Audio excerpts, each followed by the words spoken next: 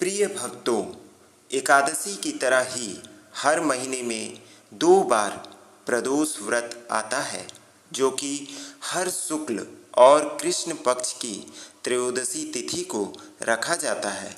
त्रयोदशी तिथि की सायंकाल को प्रदोष काल होता है, इसीलिए इसे प्रदोष व्रत भी कहते हैं। यह व्रत महादेव और माता पार्वती को समर्पित है। इस व्रत को भी बहुत प्रभावशाली माना गया है। प्रदोष व्रत में महादेव का पूजन प्रदोष काल में ही किया जाता है। प्रदोष काल में महादेव का पूजन करने से सभी देवी देवताओं से आशीर्वाद प्राप्त हो जाता है। वैसे तो त्रयोदशी तिथि ही भगवान शिव की पूजा के लिए सर्वश्रेष्ठ है, परंतु प्रदोष के समय शिव जी की पूजा करना और भी लाभदायक है। प्रदोष काल सूर्यास्त के 1.5 घंटे बाद तक माना जाता है।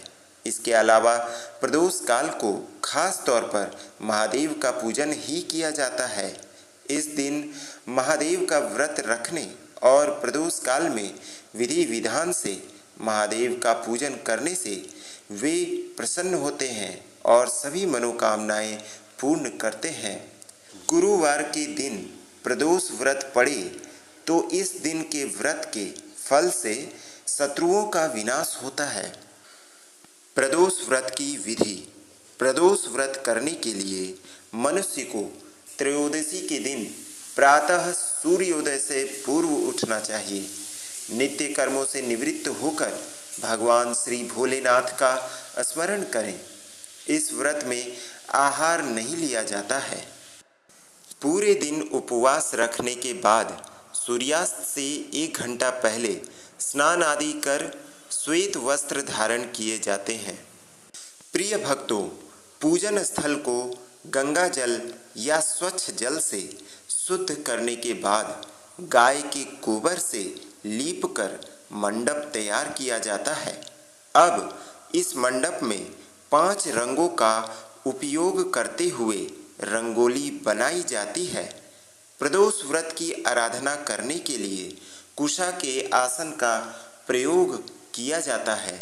इस प्रकार पूजन की तैयारियां करके उत्तर पूर्व दिशा की ओर मुख करके बैठें और भगवान शंकर का पूजन करना चाहिए। पूजन में भगवान शिव के मंत्र ओम नमः शिवाय का जाप करते हुए शिव को जल चढ़ाना चाहिए। व्रत की कथा, शिव चालीसा और भगवान शिव और माँ पार्वती की आरती करें। प्रदोष व्रत में क्या खा सकते हैं? प्रदोष व्रत यूं तो निर्जला रखा जाता है, इसीलिए इस व्रत में फलाहार सेवन का ही विशेष महत्व है। प्रदोष व्रत पूरे दिन रखा जाता है, इसीलिए इस व्रत में नियमों का पालन बहुत जरूरी है। परंतु शारीरिक रूप से कमजोर, विक्षिप्त या जो व्यक्ति शारीरिक रूप से बहुत ही कमजोर हैं, वे लोग फलाहार का सेवन प्रदोष व्रत के दौरान कर सकते हैं। व्रत उपवास के समय फलाहार और खाना पीना एक ही बार ग्रहण करें और बार बार मुंह जूठा करके आप व्रत को भंग न करें। इसीलिए प्रदोष व्रत में इन सब बातों का ध्यान रखें कि आपको क्या खाना है और क्या नहीं खाना है। जो प्रदोष व्रत गुरुवार के दिन पड़ता है वो गुरु प्रदोष व्रत कहलाता है। गुरुवार प्रदोष व्रत रखने से भक्तों को अपने पूर्वजों का आशीर्वाद मिलता है। गुरु प्रदोष व्रत कथा इस प्रकार है। एक बार इंद्र और वृत्रासुर की सेना में घंघोर युद्ध हुआ। देवताओं ने दैत्य सेना को पराजित कर नष्ट भ्रष्ट कर डाला। यह देख वृत्रासुर अत्यंत क्रोधित हो स्वयं युद्ध को उद्यत हुआ। आसुरी माया से उसने विकराल रूप धारण कर लिया। सभी देवता भयभीत हो गुरुदेव बृहस्पति की शरण में पहुँचे। बृहस्पति महाराज बोले, पहले मैं तुम्हें वृत्रासुर का वास्तविक परिचय दे दूं।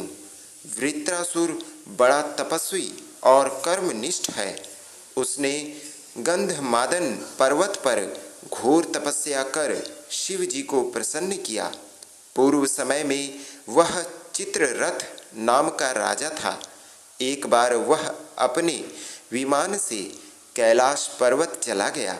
वहाँ शिव जी के वाम अंग में माता पार्वती को विराजमान देख वह उपहास पूर्वक बोला, हे प्रभु, मोह माया में फंसे होने के कारण हम स्त्रियों के वशीभूत रहते हैं, किंतु देवलोक में ऐसा दृष्टिगोचर नहीं हुआ कि स्त्री आलिंगनबद्ध हो सभा में बैठे। चित्ररथ के यह वचन सुन सर्वव्यापी शिव शंकर हंसकर बोले, हे राजन, मेरा व्यवहारिक दृष्टिकोण पृथक है। मैंने मृत्युदाता कालकूट महाविष का पान किया है, फिर भी तुम साधारण जन की भांति मेरा उपहास उड़ाते हो। माता पार्वती क्रोधित हो चित्ररथ से संबोधित हुई, अरे दुष्ट, तूने सर्वव्यापी महेश्वर के साथ ही मेरा भी उपहास उड़ाया है। अतएव मैं तुझे वह शिक्षा दूंगी कि फिर तू ऐसे संतों के उपहास का दुस्साहस नहीं करेगा। अब तू दैत्य स्वरूप धारण कर विमान से नीचे गिर, मैं तुझे शाप देती हूँ। जगदम्बा भवानी के अभिशाप से चित्ररथ राक्षस योनि को प्राप्त हो गया और त्वष्टा नामक ऋषि के श्रेष्ठ तप से उत्पन्न हो वृत्रासुर बना। गुरुदेव बृहस्पति आगे बोले, वृत्रासुर बाल्यकाल से ही शिव भक्त रहा है। अतः हे इंद्र, तुम बृहस्पति प्रदोष व्रत कर शंकर भगवान को प्रसन्न करो। देवराज ने गुरुदेव की आज्ञा का पालन कर बृहस्पति प्रदोष व्रत किया। गुरु प्रदोष व्रत के प्रताप से इंद्र ने शीघ्र ही वृत्रासुर पर विजय प्राप्त कर ली और देवलोक में शांति छा गई। बोलो उमापति शंकर भगवान की जय। हर हर महादेव।